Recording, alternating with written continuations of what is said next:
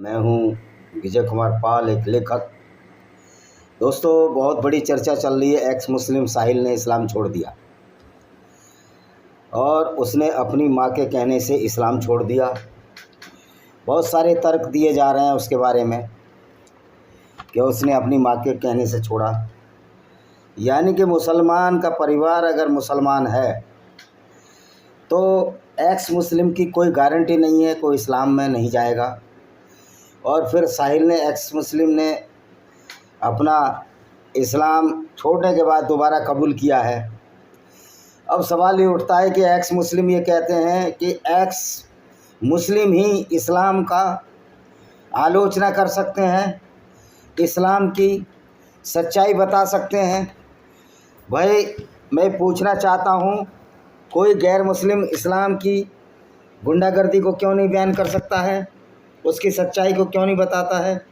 ये एकाधिक एक्स मुस्लिमों को क्या है, वो तर्क देते हैं कि हमने तो बहुत सारी कुरान को पढ़ा है।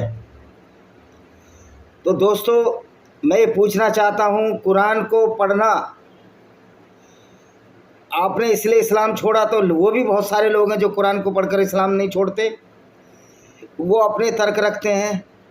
वास्तविक खर्च अगर खतरा है तो इस्लाम का वो गैर मुस्लिमों को है, भारत में हिंदुओं को है, कहीं यहूदियों को है, कहीं ईसाइयों को है। जहाँ मुस्लिमों की संख्या 2-3% है, वहाँ भी इस खतरे से सारे गैर मुस्लिम जूझ रहे हैं। तो फिर गैर मुस्लिम इस्लाम की आलोचना क्यों नहीं करेंगे? उनको सबसे ज़्यादा पहला अधिकार इस्लाम की आलोचना करने का वो है तो उन गैर मुस्लिमों को है, जिसकी वजह से, इस्लाम की वजह से जिनके सबसे ज़्यादा कत्लेआम हुए। किसी एक्स मुस्लिम का आज तक कोई कत्लेआम हुआ भारत में? हाँ, पाकिस्तान में ज़रूर कत्लेआम होते हैं।